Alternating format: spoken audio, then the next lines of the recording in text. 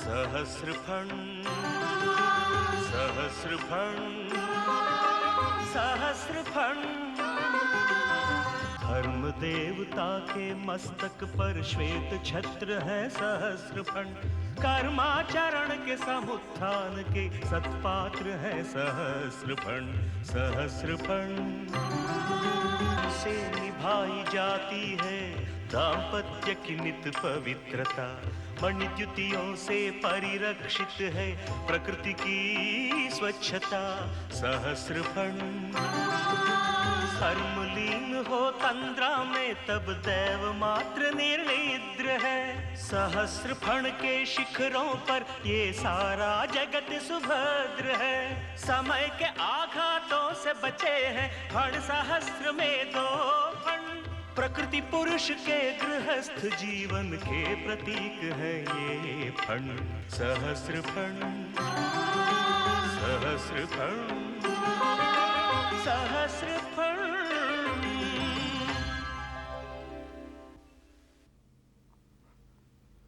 हरिया को देखकर अरुंधति डर जाती है। रात को धर्मा गिरिका की दी हुई अंगूठी अरुंधति को देता है तो वो उसे ठुकरा देती है। रत्नगिरी गिरिका को धर्मा के पास जाने से रोक देती है। रंगाजम्मा की दी हुई साड़ी पहनकर कस्तूरी लगाकर अरुंधति धर्मा के पास आती है। उनके बारे में बताने पर अरुंधति शास्त्री का मजाक उड़ाती है। उसी रात सुब्रमण्येश्वर स्वामी उन्हें दर्शन देते हैं।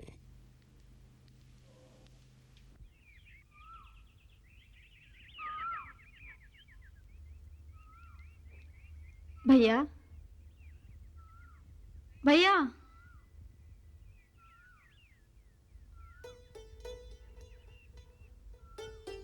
भाभी मैं गिरिका हूँ।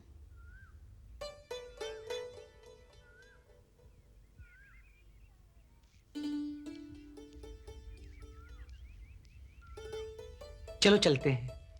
अच्छा भाभी।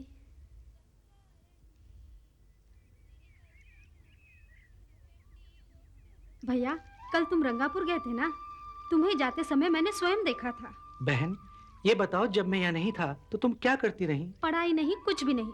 तुम अपना रास्ता तो देख रहे हो पर मुझे कोई रास्ता नहीं दिखाते। मेरा रास्ता आसान है, तुम्हारा कठिन। तुम्हें अपना रास्ता खुद ढूंढना होगा। इस रास्ते का हमें अनुभव नहीं है।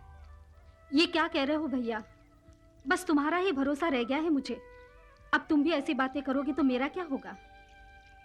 जैसा तुमने कहा था, मैं हर रात प्राणायाम करती आ रही हूँ और स्वामी का ध्यान कर रही हूँ, पर स्वामी की आकृति मेरे सम्मुख टिकती नहीं। 2-3 बार टिकी भी तो तुरंत अदृश्य हो गई। भैया, मंदिर में प्रभु के सम्मुख खड़े खड़े मुझे जो सुख मिलता है वो घर में भी नहीं मिलता। गिरिका, अगर ये विद्या केवल 8-10 महीनों में हस्तगत हो सकती तो फिर ऋषियों को युग युगों तक साधना क्यों करनी पड़ती? तो मुझे भूल जाओ। मान लो मैं नहीं हूं, तब तुम क्या करती? तुम्हारी कठिन तपस्या से ही अपने प्रभु के दिल पर विजय प्राप्त कर सकती हो। तुम्हारे इसी अटूट प्रेम और भक्ति के कारण उसका मन पसीजेगा। वो निर्दय चंचल चित्त चोर अपनी प्रेमिका के प्राणों को उबा देने में बड़ा उस्ताद है। अपने बहनोई को जितनी चाहो फटकारे सुनाओ। तुम सुना सकते हो और उन्हें सुनना पड़ेगा। अच्छा, आप प्रयास छोड़ो और ये बताओ कि स्वामी कितनी दूर आए हैं? कोई स्वप्न आया? तुम्हारे जाने के बाद एक स्वप्न आया था। स्वप्न में क्या हुआ? स्वामी बांसुरी बजा रहे थे। गौवे गर्दन उठा उठा कर उनकी ओर देख रहे थे। दूर यमुना नदी बह रही थी। मैं धीरे धीरे स्वामी के पास जा पहुंची। उन्होंने मुझ अभागन को नहीं देखा। मैंने धीरे से जाके उनका उत्तरी छू लिया। उस पर से मैं पुलकित हो उठी। बस इतने में जाग उठी। देखा तो कुछ नहीं। थोड़ी देर रोती रही, बस। अच्छा बहन, ये तो बताओ, क्षेत्रैया के पद तुमने कितने सीख लिए? माँ को जितने पद आते थे सब उसने सिखा दिए। भैया, अगर आज से 10 दिन के अंदर स्वामी कम से कम स्वप्न में ही सही मुझे दर्शन देकर बोल लेंगे तो ठीक है। नहीं तो मैंने निर्णय कर लिया है, एक रात इस तलैया में गिरकर अपने प्राण त्याग दूंगी। मेरे मृतदेह से ही स्वामी का नौका उत्सव संपन्न होगा। लगता है मेरे जीवन का ऐसा ही अंत होने वाला है। नहीं बहन, नहीं, ऐसा मत कहो। कन्हैया अपनी गोपी की कभी ये हालत नहीं होने देगा।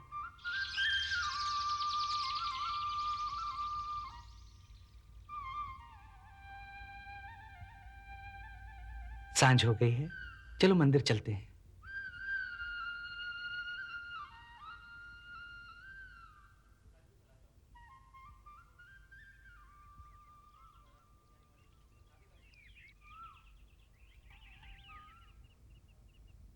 ओम माधवाय नमः। ओम गोविंदाय नमः। ओम विष्णवे नमः। ओम मधुसूदनाय नमः। ओम त्रिविक्रमाय नमः। ओम वामनाय नमः। ओम श्रीधराय नमः। ओम ऋषिकेशाय नमः। ओम पद्मनाभाय नमः। ओम दामोदराय नमः। ओम संकृष्णाय नमः। ओम वासुदेवाय नमः। ओम प्रद्युम्नाय नमः। ओम अनिरुद्धाय नमः। आनन्दकर्पूरनीराजनं दर्शयामि।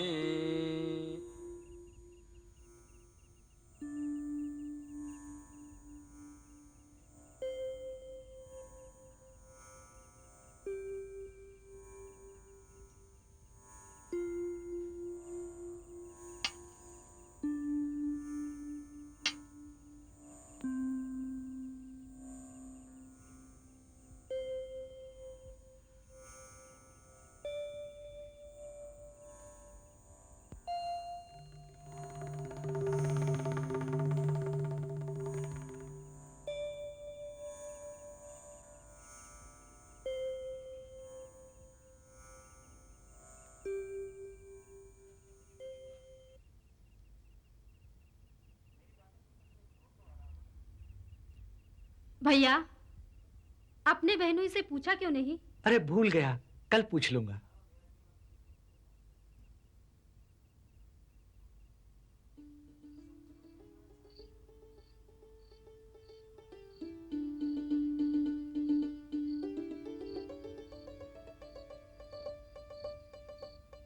किरिका, तुम चिंता मत करो। कल जब मैं मंदिर जाऊंगा तो अपनी बहनों से अवश्य पूछ लूंगा। अच्छा? अच्छा, मैं चलती हूँ।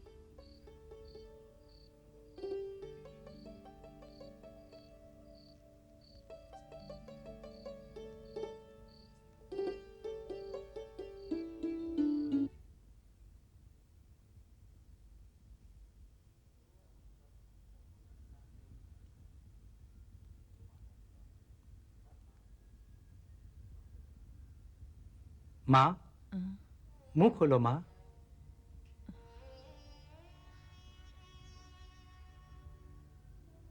बेटा, दिन ब दिन मेरी तबीयत बिगड़ती जा रही है। उम्र भी तो हो गई है। उस दिन बहू को देखने गई थी, बस आकर बिस्तर पर लेट गई। थोड़ी सी थकान भी मुझसे सहन नहीं होती। दवा दारू तो ठीक से चल रही है ना? नाम के लिए वैद्यराज की दवा खा रही हूँ, पर मेरी बीमारी की असली दवा तो रामचंद्र राजू है। बेटा, मैं अपनी आखिरी सांस लेने से पहले एक बार रामचंद्र राजू को देखना चाहती हूँ। उसके साथ बहू और पोता भी आ जाए तो कितना अच्छा होगा। तुम किसी भी तरह उन सबको यहाँ बुला लो तो जी भर के उन्हें एक बार देखकर चैन से मर जाऊंगी। बेटा, चैन से मर जाऊंगी। माँ, ऐसा मत कहो माँ, तुम्हें कुछ नहीं होगा। मैं आज ही जाके भैया को तार दे देता हूँ। अच्छा माँ, मैं चलता हूँ।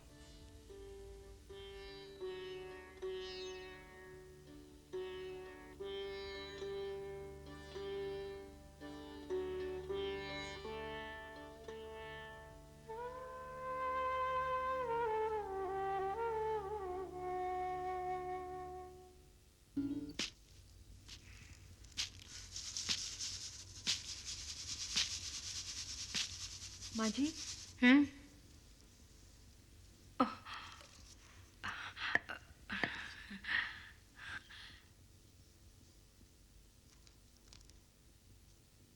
आइए रानी माँ।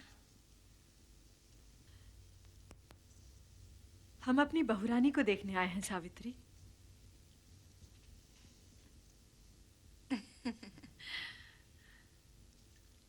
आज आपने विशेष कृपा की। आपका आदर सत्कार करने के लिए हमारे पास कुछ नहीं है। ऐसा क्यों कहती हो? आजकल धर्मा कहाँ है? और घर में सब कुशल तो है ना?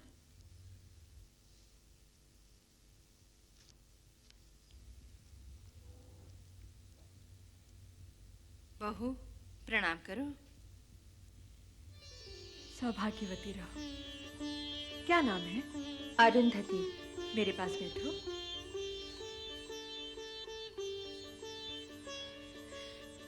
भावनारूप शिक्षा से इंद्रियों में निश्चिंतता आ जाती है। धर्मा, भक्ति, सेवा, भूत दया तथा परोपकार का मूर्तिमान अवतार है। वो ज्ञान योगी है। उसकी संगत में पत्थर भी हीरा बनकर चमक जाता है। अरुंधति, धर्माराव लाखों में एक है। तुमने पिछले जन्म में न जाने कितने पुण्य किए होंगे जो तुम्हें ऐसा पति मिला। प्रणाम रानी माँ। पिताजी के देहांत के बाद पहली बार हमारे भाग खुले हैं। आप हम गरीबों के घर पधारी, ये हमारी खुशनसीबी है। धर्मा, हमारे पास बैठो। किरिका के कहने पर हम तुम्हारी पत्नी को देखने आए हैं। किरिका यहाँ 3 दिन से नहीं आई है रानी माँ। वो हमसे कह रही थी कि तुम दोनों के नए नए दाम्पत्य सुख में वो बाधा बनना नहीं चाहती। ये बात नहीं है। वो शायद घबरा रही थी कि मैं उसके दाम्पत्य सुख में बाधा ना डालूं। वो बड़ी झूठी है। तो क्या उसका विवाह हो गया है? हाँ हाँ, आजकल उनमें से भी कुछ स्त्रियां विवाह करने लगी हैं सावित्री। ऐसी कोई बात नहीं है माँ।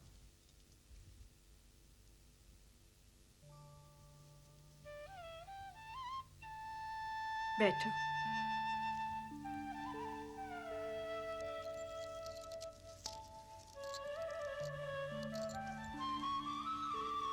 हम अपनी खुशी से दे रहे हैं बहू, ले लो। ओह, शायद अपने पति देव की अनुमति चाहिए। तुम ही कह दो ना लेने के लिए।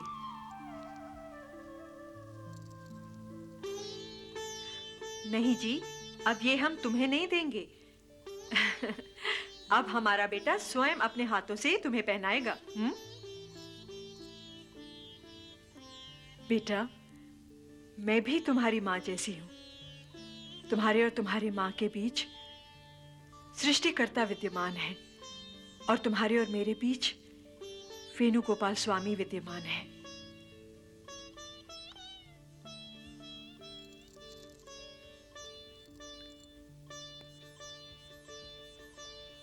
बेटा, बहू के गले में पहना दो। रानी माँ देखना चाहती हैं।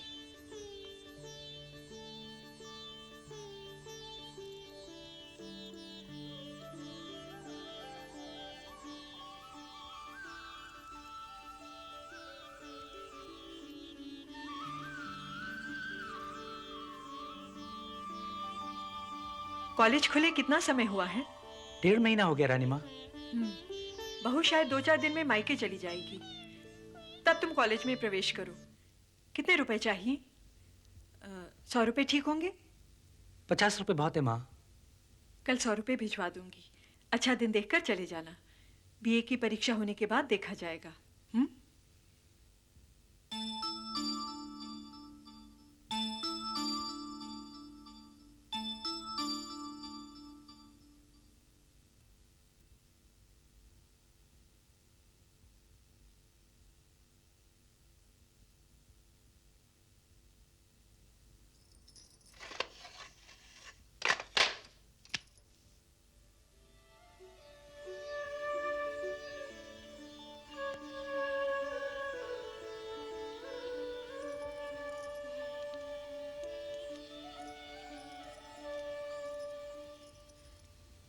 अरे, ऐसा क्या देख रहे हैं, जैसे पहली बार देखा हो? हाँ, क्या करूं? हर पल तुम मेरे सामने नए नए रूप जो लेकर आ रही हो। क्या मतलब? तुम्हें जितना भी देखूं, मेरा दिल नहीं भरता। तुम्हारी खूबसूरती ने मुझे पागल कर दिया है। आप फिर से पढ़ने जाएंगे? हाँ। मुझे साथ ले जाएंगे ना? क्यों, उठा के ले जाऊं? वही तो किया है आपने, मुझे अपने मायके से उठा लाए। आधा भी तो पढ़ चुके, अब और क्या पढ़ना है? वो आधा भी फिर से पढ़ना होगा। गुंटूर अपने गांव से निकट पड़ता है। सोच रहा हूं जानी पहचानी जगह मछलीपट्टनम जाऊं या गुंटूर। मुझे छोड़कर जाएंगे तो मैं नहीं मानने वाली। नहीं मानोगी तो क्या करोगी? गला पकड़ोगी? गला तो अभी भी पकड़ के रखी हूँ। सुनिए, मैं आपसे बिछड़कर एक पल भी नहीं रह सकती। क्या मैं रह सकता हूँ?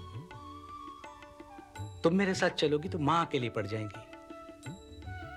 मैं जाके सारी व्यवस्था करके आऊंगा, तब तीनों जाएंगे।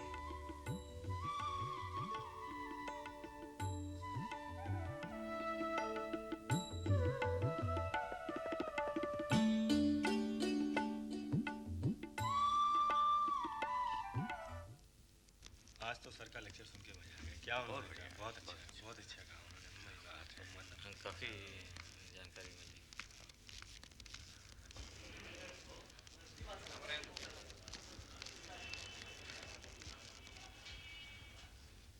हिंदी साहित्याकाश के सूर्य, ब्रज भाषा के वाल्मीकि, महाकवि सूरदास की अनति प्रसिद्ध कृति सूर सागर का पठन पाठन, अध्ययन अध्यापन तथा रसास्वादन उतना नहीं हो पा रहा है जितना अपेक्षित है। इसका प्रमुख कारण ग्रंथ का विशाल कलेवर ही है, जिससे वो सामान्य पाठक एवं छात्र वर्ग की पहुंच से बाहर हो गया है। सूर सागर के पदों के विभिन्न संकलनों में पदों के चुनाव पर जितना ध्यान दिया जाना चाहिए था, उतना नहीं दिया जा सका। अतः सूर सागर के एक अच्छे प्रतिनिधि संग्रह की आवश्यकता बनी ही रह गई। आज तो सर का लेक्चर सुन के मजा आ गया। क्या बहुत अच्छा कहा उन्होंने। काफी जानकारी मिली।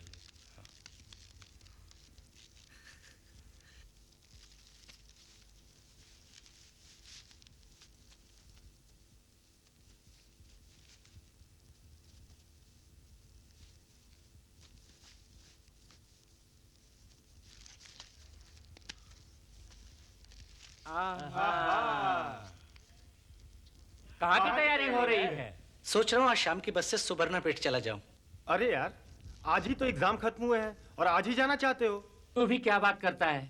बेचारा दुष्यंत अपनी शकुंतला के विरह में तड़प रहा है। अरे यार, तू क्या जाने विरह क्या होता है। इसकी नई नवेली दुल्हन घर पर इंतजार जो कर रही है ना धर्मा? अरे यार, हम तो ठहरे ब्रह्मचारी, बेचारे शादीशुदा धर्मा को क्यों परेशान करते हो? जाने दो। अच्छा भाई जाओ, परमिशन दे दी। एक दिन हमारा भी यही हाल होगा।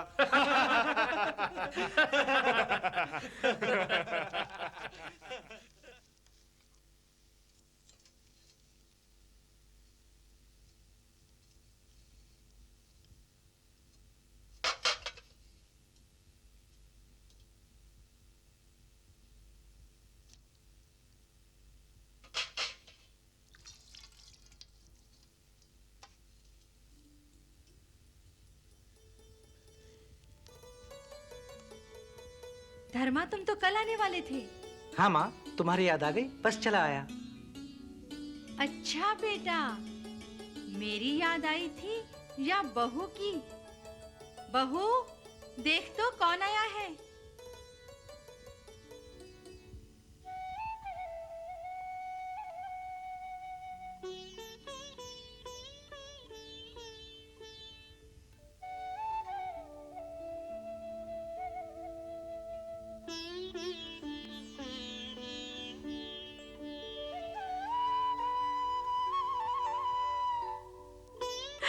अरे, ये क्या कर रहे हो?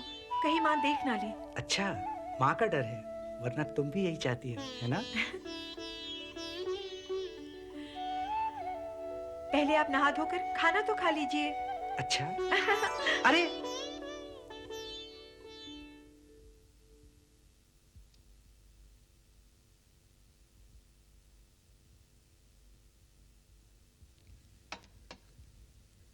अरु, तुम पहले भोजन करके आओ, बाद में दोनों मिलकर खाएंगे।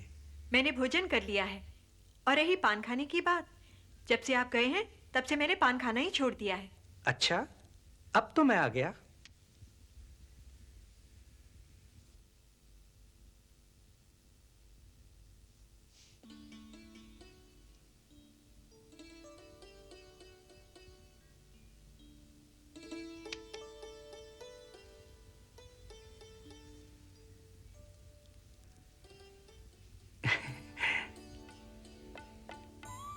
चूना पोंछते क्यों नहीं? पोंछने की कोई आवश्यकता नहीं। मेरा चेहरा जैसे भी हो, उससे मुझे क्या?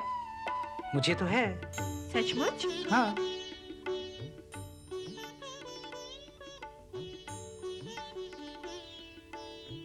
मुझे ये जूठन नहीं चाहिए।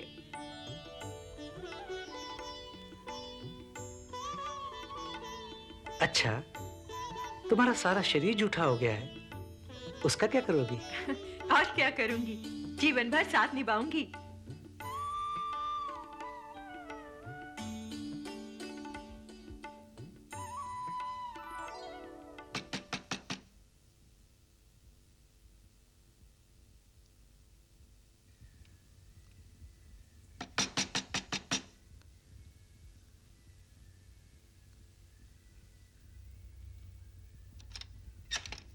रंगना, क्या बात है? रंगाजम्मा की तबीयत बहुत खराब है। रामचंद्र राजू ने फौरन बुलाया है।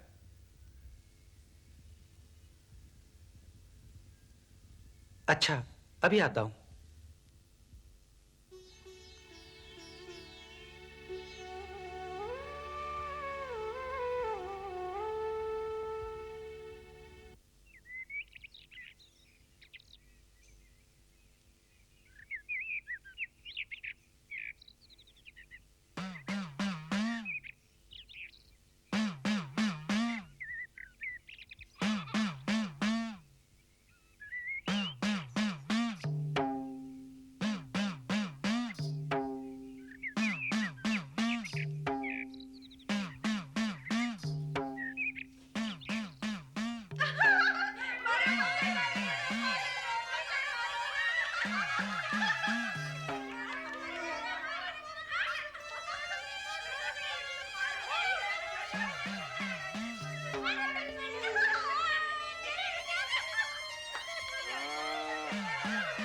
भागो यहाँ से, क्यों परेशान करते हो?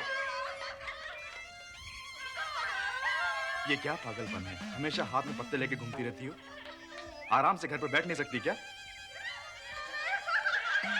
जा।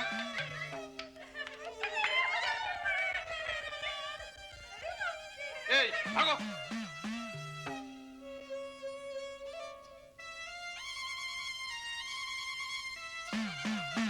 धर्म देवता के मस्तक पर श्वेत छत्र है सहस्रफण, कर्माचरण के समुत्थान के सत्पात्र है सहस्रफण। सहस्रफण सहस्रफण सहस्रफण